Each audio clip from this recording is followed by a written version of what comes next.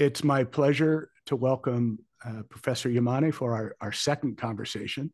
The last time we spoke was, I don't know, 2 years past or something like this. So I wanted to say hello again and get a feel for your current thoughts. I might ask first, from where are you speaking to us today?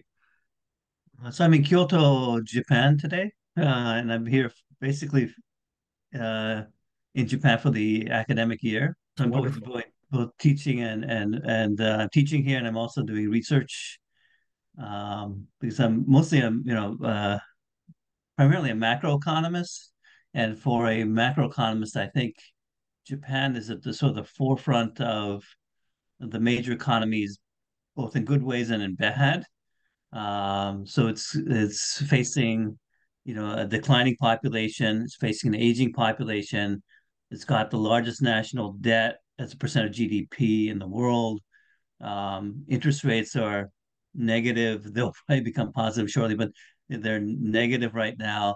And so the country's really pushed, fiscal policy, monetary policy to the limits.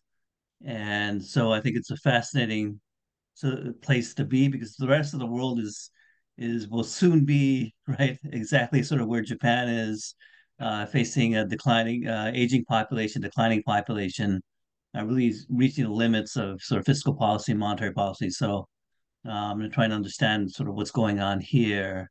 I think the rest of the world will want to know very shortly. So what does that say about the United States and what sort of time frame when you make that link? Uh, Because we see the same thing happening. Obviously, the population in the United States is aging as well.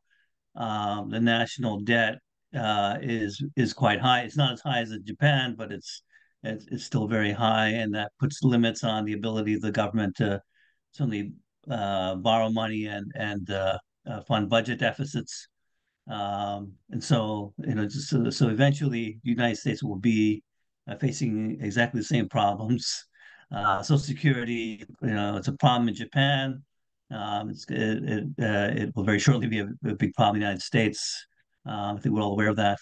I think we all want to look at Japan to understand how they manage all these pressures, and see what lessons we can learn for the United States.